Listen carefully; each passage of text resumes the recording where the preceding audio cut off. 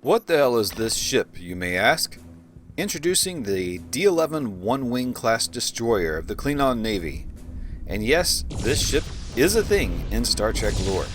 It was first designed back in the 80s for FASA's tabletop game, the Star Trek Starship Combat Simulator, and it has sort of reappeared in fan art, game mods, and other places for decades.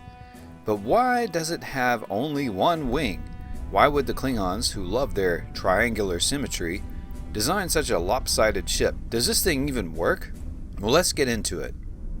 Before we get too deep into the One Wing, let me take a moment to thank my patrons at patreon.com/resurrected.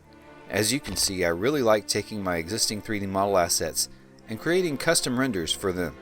For example, here are a few custom renders I've created for my highest tier patrons. The USS Battlewing for Justin Avery Smith, the USS Indefatigable for Das Blas, and the USS Krakatoa for Draft Daddy. And I also do a number of still shot renders for the lower tier supporters. Any ship you might have seen in my YouTube videos, I'll make these Patreon renders with. But I also plan to add more as I create more 3D assets from Star Wars or Star Trek universes. I don't have sponsors on this video because I am extremely picky with those and don't like to sell things that I'm not really into. So your support through Patreon or by using the Super Thanks comment is really appreciated. I'm a one-man show here, and instead of spamming you with lower tier content, I really am most inspired putting content out that I am proud of in a more creative form, and because of this, I cannot rely on YouTube ad revenue alone at this time to support myself. So your support through Patreon and Super Thanks actually keeps this channel going. Thanks again guys, and now back to the One Wing. Okay, so why choose to do a video on this weird ship? Well, this is a lead up to the Fat Man class Klingon battleship, and the lore tells of an interesting battle that happened there, but the Fat Man was escorted by several of these D-11 One-Wings. The One-Wing came into service some years after the 4 Years' War with the Federation. It is meant to be a rapid response destroyer and can reach maximum safe cruising speeds of Warp 7 and in emergencies Warp 8. This is one of the fastest ships among the three competing interstellar powers at the time of its commissioning. It is lightly armed, and in the FASA game universe, the original design doesn't even have torpedoes. And to say that it isn't great in combat is an understatement. It has decent engine and power generation, but the disruptor firing arcs on this ship are funky. Its center of mass is weird, its shields are mediocre, and its hull is relatively weak. This lemon of a ship is still fun to play as a provider of content in various gaming scenarios. So why, dear God, why design this? Is this some sort of Klingon joke? So I came up with a theory of my own. And that is that the One Wing, as we see here, was not always a One Wing. Back in the 4 Years' War with the Federation, there was once a ship, we'll call it the T-4 Light Assault Cruiser IKS Finalizer. The Finalizer found itself in a fight involving a very bad match. The Constitution-class cruiser USS Indefatigable. In command was one of Starfleet's more aggressive captains. This was a short fight, resulting in the Finalizer having its hull severely compromised by a torpedo.